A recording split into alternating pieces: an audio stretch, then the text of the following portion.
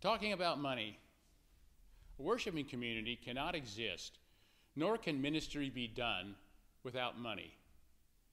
Yet most leaders I talk with are uncomfortable with money and can't bring themselves to ask for it or even preach about it. You know, money is a head trip for most of us. We don't talk about money because we don't know how to talk about money. Is it even safe to bring up? Maybe money wasn't talked about in our family growing up. Did you know what your family's income was? Or if money was being given to church or charity?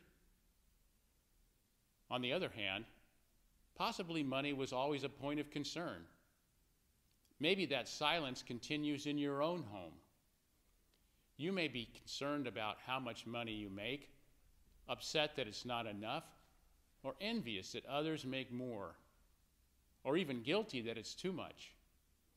We may be savers, spenders, or givers, but we don't know what that says about us. Why does this hesitancy to talk about money exist? What power does money hold over us? Well, money is one of the principalities and powers that the Apostle Paul talks about in Ephesians and elsewhere. It is a spiritual force with a power all its own. The 20th century philosopher Jacques Ellul, commenting on the spiritual power of money, stated, "No human system can account for the level of influence that money possesses. Money represents power and security and independence, things we all want in our lives. Most wrestle with the temptation to give ourselves to money to get these things.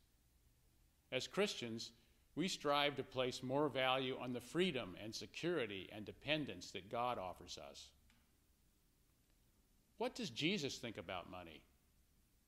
His words and actions reveal that he considers money an idolatrous power that impacts the human spirit.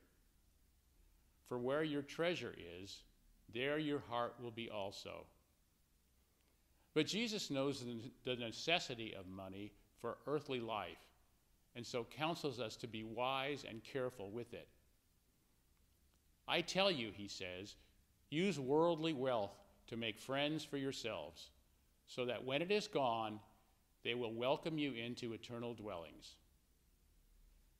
To lead a new worshiping community, many leaders will need an attitude adjustment about money, so they can talk about it and deal with all of its manifestations in the community openly and frankly.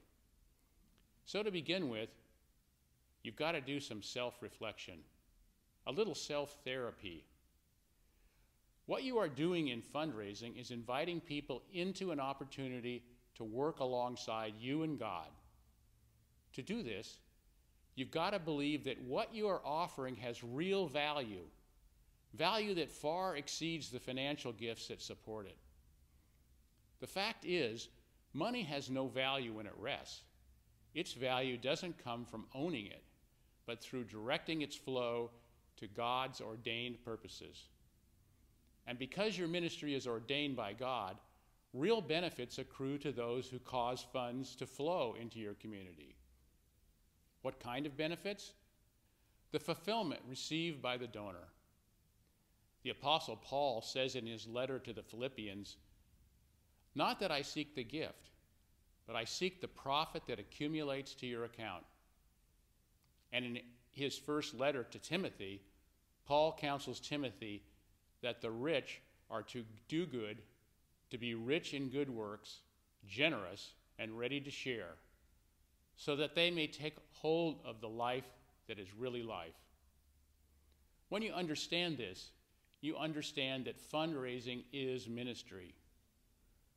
For more on this, I commend you to Henry Nouwen's brief but inspiring book, The Spirituality of Fundraising. You can gain a deeper biblical view of money through our Bible study, Ministry to Donors, Developing a Biblical View of Money. I suggest you work through it before you attempt to do fundraising. It's pretty important, considering that fundraising will occupy 20% of your ministry as a new worshiping community leader.